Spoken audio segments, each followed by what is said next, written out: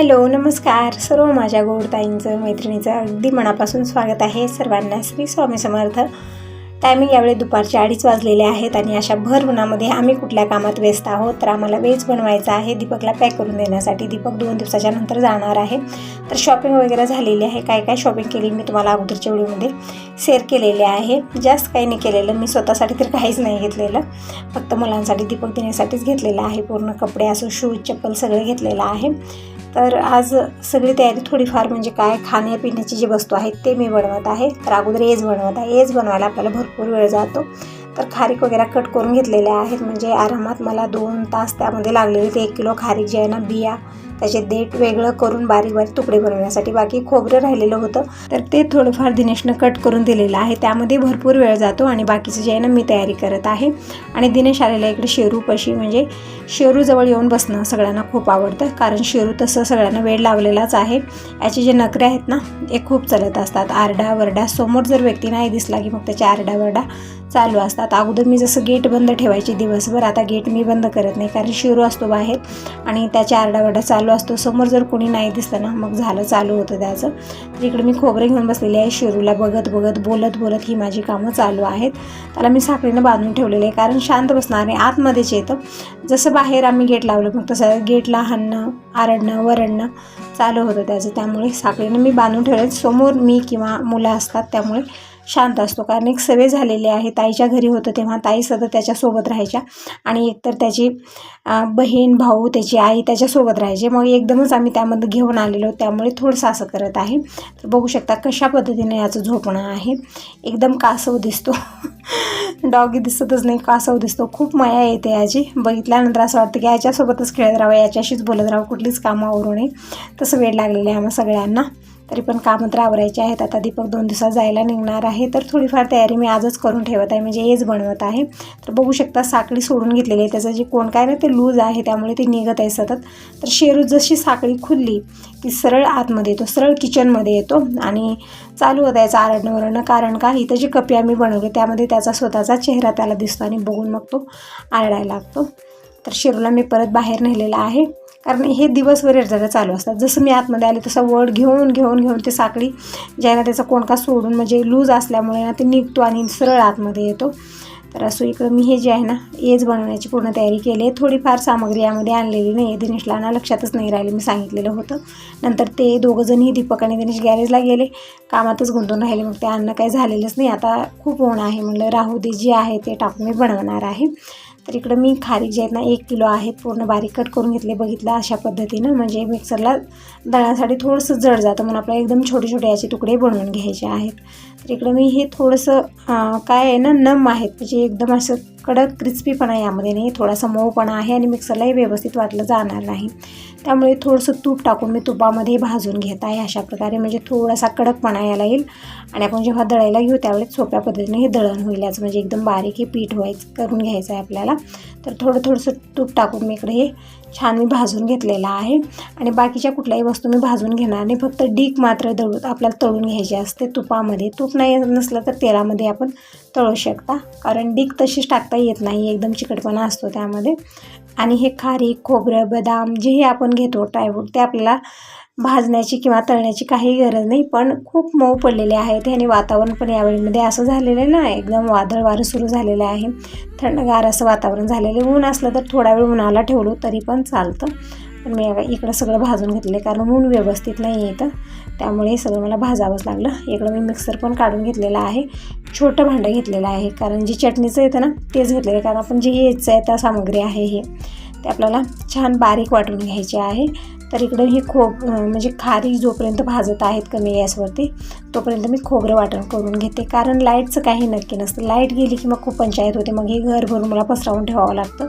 तर मला पटकन वाटण करून घ्यावं आणि इकडं माझं लक्ष खारीककडं पण आहे, म्हणजे कमी गॅस करून ठेवलेला आहे।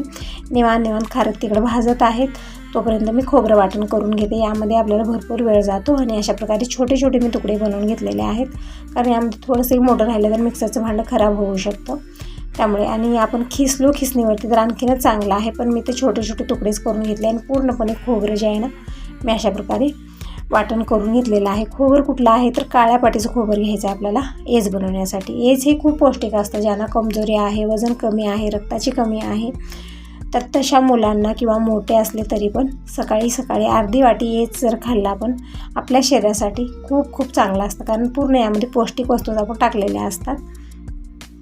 तर इकडं खारीक पूर्णपणे भाजून घेतलेले आहेत मी. आणि इकडे डीक आहे, 2 छटाक डीक आहे. ही तूप टाकलेले थोडंसं जास्त प्रमाणात, म्हणजे 2 ते 4 चमचे टाकलेलं आहे.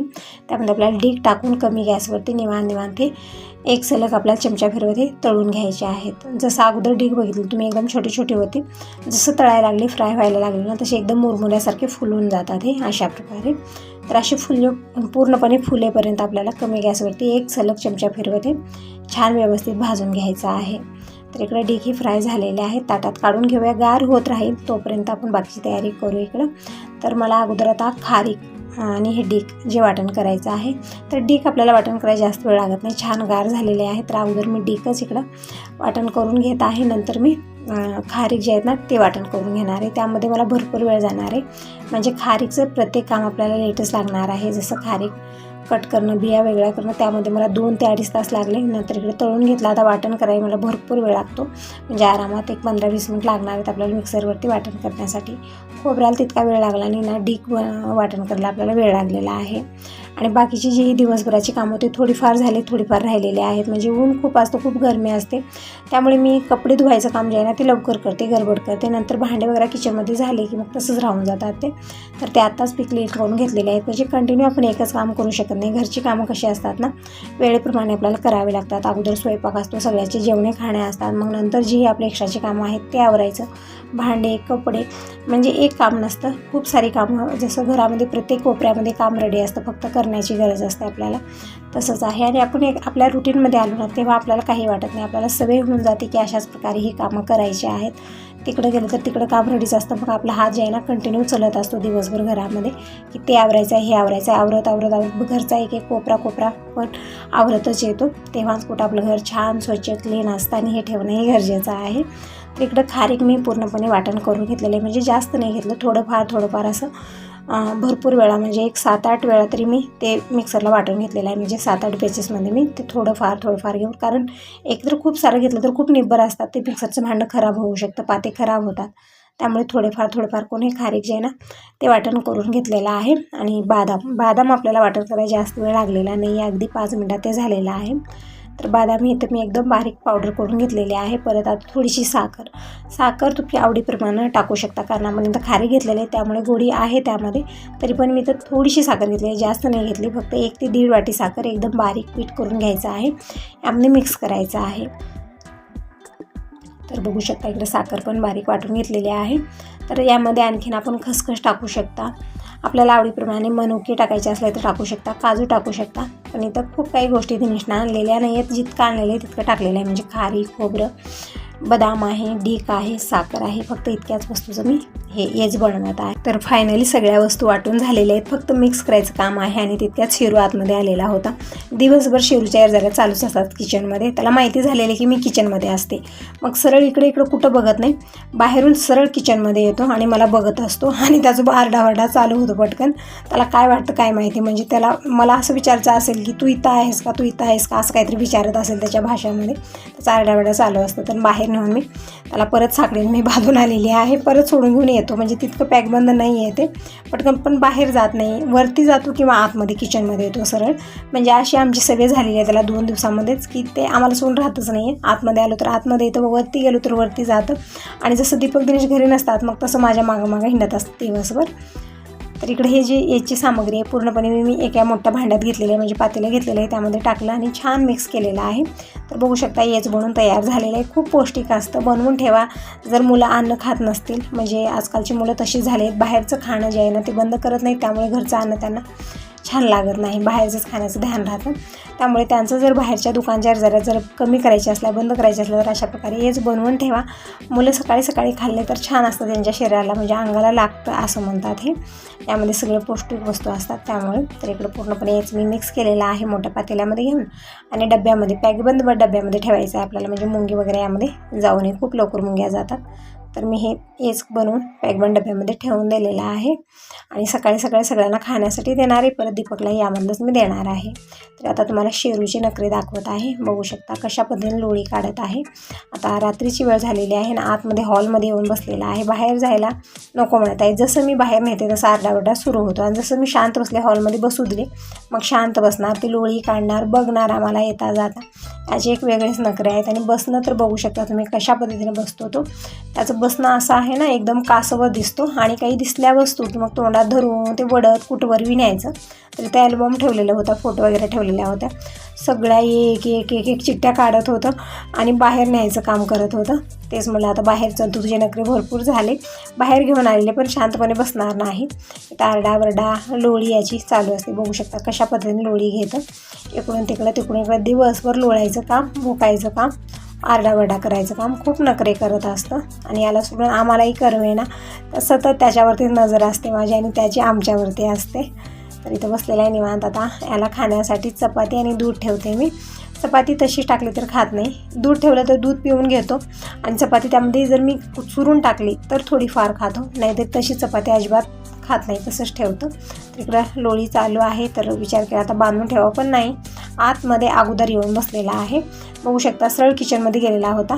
तर मी जसं दुधाचं कप हातात घेतला आणि बोलवत आहे. तर बघूया दुधाला बघून येईल काही की वाटत होतं, पण नाही, आणखीन थोडं आतमध्ये येऊन बसलं, किचनमध्येच येऊन बसला. आता बघू शकता कुठे येऊन बसलेला आहे ते. तर त्याला बाहेर नेलं कसं बसं आणि दूध घातलं, ते दूध तिथंच ठेवलं आणि परत माझ्या मागे येरझाऱ्या चालू आहेत. ही मॉर्निंगची वेळ आहे.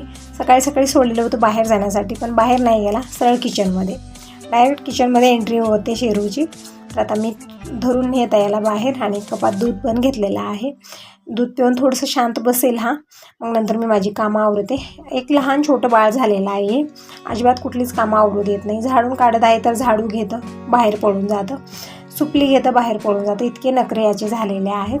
तिकडं कपात दूध आणलेलं आहे. अगोदर मी दूध घालते, म्हणजे मॉर्निंगला 1 कप दूध टाकत असते, मग नंतर चपाती दूध हे टाकत असते आणि परत 10-11च्या सुमारामध्ये 1 कप दूध टाकत असते. मग दुपारचं आणखीन जेवण चपाती आणि दूध, म्हणजे वेगळं काही खात नाही हा, आणि गोड देऊ नये असं म्हणतात. तर इथं मी आता दूध पाजल्यानंतर साखळीनं मी इथं बांधलेलं आहे. तर बघू शकता आतमध्ये येण्यासाठी कशी तरमळ चालू आहे याची. अजिबात बाहेर बसत नाही. सतत काय झालं ना, आपल्यावरती लक्ष आहे त्याचं. मी कुठं राहते काय नाही तिकडंच लक्ष असतं. बघू शकता कशा पद्धतीने इकडं नखरे चालू आहे त्याचे. किती सोडायचं आहे त्याला, फक्त एकच नाही, किती सोडायचं. शांत बस शेरू, बस तिथं, या शीटवर बस, या शीटवर बस, तिथं शांत बस, शांत.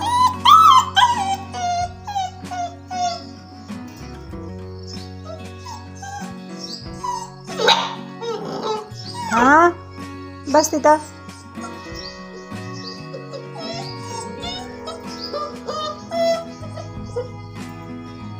तर शेरूचे नखरे असे असतात. आता शांतपणे पडलेला आहे आणि झोपण्याची पद्धत अशी आहे, एकदम कासव दिसतं. काहीतरी एक नवल करायचंच करत असतं शेरू. तर आता दिनेश आलेला आहे रनिंगहून आणि त्याच्याकडेच लक्ष आहे. आता येईल, मला सोडेल, याची हीच आशा असते. तर दूध ठेवलेलं आहे, थोडंफार पिलं, थोडंफार त्या वाटीतच ठेवलेलं आहे. दिनेश तेच विचारत आहे की दूध का ठेवलं आहे यामध्ये, पे पूर्णपणे. पण नाही, त्याला एकच नाद असतं की मला सोड. कसं करतं, कशी तरमळ चालू आहे. तर दिनेश रनिंगवर आलेला आहे. दीपक आणखीन वरतीच आहे. वरती काय चालेल त्याचं काय माहिती. मोबाईल दीपकचाच दिनेशने घेऊन गेलेला होता, म्हणजे सकाळी लवकर जातो त्यामुळे थोडासा अंधार पण असतो पहाटेच्या वेळेमध्ये. आणि इथनं जाणारी कोणी मुलं नाही, दिनेश एकटा जातो आणि मग बस स्टॉपला गेल्यानंतर याचे मित्र याला भेटतात. मग तिथून ते सगळे मिळून जातात. म्हणजे 4 किलोमीटर असं रनिंग होते दररोज दिनेशची. जसं दीपक करत होता तशाच पद्धतीने दिनेश पण करत आहे. इकडे शेरूला बघू शकता तुम्ही कसा आरडाओरडा चालू आहे. दिनेशला खेळायचं काम करत आहे की मला सोड, एकच नाद आहे, मला सोड चालू होतं त्याचं. तर आता दिनेशला मी इकडं सगळ्या पौष्टिक वस्तू खायला देत आहे, कारण जशी रनिंग मुलांची होते तसं कमजोरी येते त्यांच्यामध्ये. कारण 4 किलोमीटर दररोज पळणं म्हटलं तर हातपाय गळून जातात आणि अशक्तपणा येतो. त्यामुळे पौष्टिक वस्तू खाणं गरजेचं आहे, जसं भिजवलेली कडधान्य, येच, अशा वस्तू मी देत असते. तर इकडे दीपक कांदे चिरत आहे. कशासाठी, तर मला चिवडा बनवायचा आहे. काल येच बनवलं आणि बाकीची तयारी करणार.